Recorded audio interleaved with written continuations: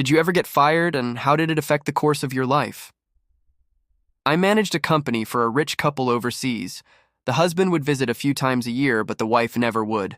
Turns out the husband was a cokehead and would go partying for a couple days each visit. Of course, his wife suspected this was happening, but whenever she called, he avoided answering, which I guess is the sensible thing to do when you're in a hotel, high on coke with hookers and your wife wants to chat. So, she called me, non-stop. Accused me of covering for him, supplying him drugs and women, and unloaded all her emotional crap on me. Truth was, I had nothing to do with it, and I kept telling her that, and to please not involve me. One day she couldn't take it anymore, so fired me. I paid the full price for his indiscretions. Only time I was fired, I was 15, and my friend got me a stock clerk job in a local mom-and-pop grocery store. That's all there was back then anyhow. He told me it was a great job. You could drink chilled soda from the case, work at your own pace, basically do whatever you wanted. Being an aspie, I took this quite literally. I must have downed about 5 Cokes and sat down and rested for a total of maybe 1 hour over the 4 hours I worked. The owner came to me at closing time, handed me a $5 bill, and asked me not to come back. I asked where the rest of my money was, and he told me I drank it. I was working part-time for an electric repair supply company just after getting out of the military and was trying to go to college. They had a rash of people claiming injuries once a bunch of them figured out they could stay in the shop instead of going out to the field while they were injured. Then one day, while I was drilling holes in wall studs, I made the dumbass mistake of saying my wrist was sore from the drill snapping back on my wrist. Not trying to get out of work, just a sort of, ouch, that smarts kind way. That afternoon, we get back to the shop and they tell me they just don't have enough work and they can't afford to have me just doing things in the shop. I was more stunned than angry, so it was just like, well, okay, and left. This happened a day or two after Christmas, by the way.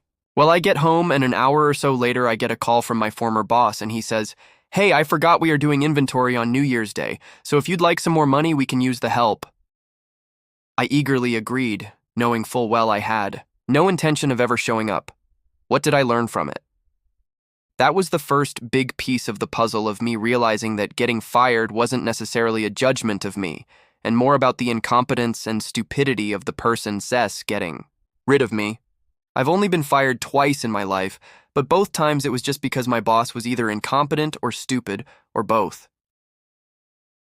I was fired in September 2019 by an angry, profanity-filled voicemail from the owner of the construction company where I was employed as a project manager because I hired, for the first time in the 40-year history of the company, 2 women as laborers at the same pay rate as the men. My daughter, an attorney, using that voicemail, threatened a lawsuit and I was rehired with back pay. Of course, our relationship was never the same, especially when one foreman left a few months later and I promoted one of the deserving women. COVID shuttered his business, he sold off equipment and shut down. I was forced into retirement. I got fired the last day of my trial period. I was oblivious to the actual company ethic, but followed the stated one. I had done the job they hired me for, but missed the hints that that was not as important as a toxic mindset to just get numbers. I had found the job very stressful because of those confusing contrary objectives, and I was considering quitting, but they saved me the bother. I was still devastated for a while, but the company is long gone now. The manager that fired me is dead. Then I was casualty of all the bank mergers and buyouts in the 1990s. Worked at a bank for 6 years in the training and education depth. Bank got bought out, and training seems to always take the first cuts. We were history. There were 3 of us in the department that were admin, not trainers, and they could only keep one of us. I was the most knowledgeable and productive, however I got cut. They decided to keep my colleague because she was widowed and had a 4-year-old daughter.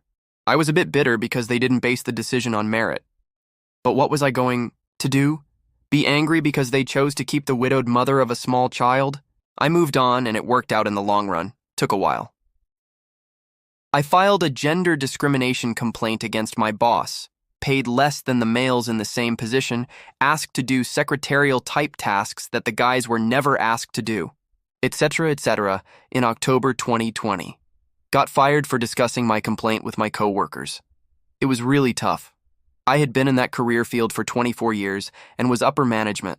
I was unemployed for 7 months. We really tightened our belts and I got good unemployment because of COVID. It helped us reset our spending and pay down our debts. I'm now in a low-stress, good-paying job and plan to retire in 4 years with no debt hanging over our head. So while I'm upset that I am no longer in my chosen career, it actually helped get us ready for retirement. Was fired from my first job when I was in high school. I was a carryout in a grocery store. I and another kid who I had known since grade school were waiting to clock in at work. While waiting to clock in, there was a roll of cash register paper setting on the table next to the time clock. The other kid took the roll of paper and pushed the center of it up, making it a cone shape. He left it like that. We both clocked in and went to work. A day or two later, management came around asking each of us who did it. The other kid was off that day.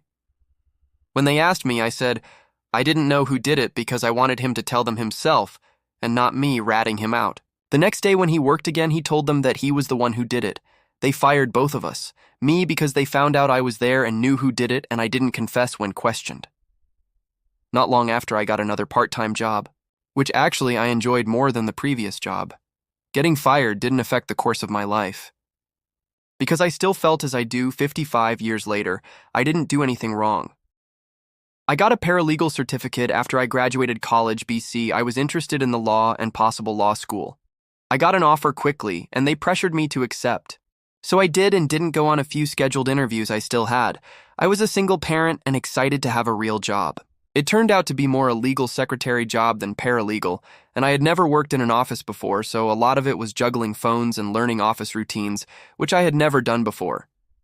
This was the 90s and there were 4 lines and voicemail, but my boss never wanted a call to go to voicemail. One time they all rang at once and I got to 3 calls saying please hold, but the 4th went to VM and he got mad about that. There was a lot of stuff like that looking back, but they never said I was doing bad. The day I got fired, I overheard other women in the office talking about someone getting fired, and I had no idea it was me. It was Friday, and that afternoon the girl I replaced who went to law school came back and said she would be working part-time. I still had no idea until I was called into the office just as I was about to leave. I started crying, so it was completely humiliating. Then when I was looking for a new job, I remember getting callbacks and being asked why I left my last job. And I said things like it wasn't a good fit, blah, blah, blah, and this woman yelled at me, "Were you fired?" After that, I just went to a temp agency and had a few placements, then got a long-term one that I worked at until I got married and then had my second child, and I've been a SAHM since. It shouldn't, but the whole thing still sits with me and I have zero confidence anytime I did try to get even a part-time job. A 20-year gap on resume now doesn't help either. Lucky I don't really need to.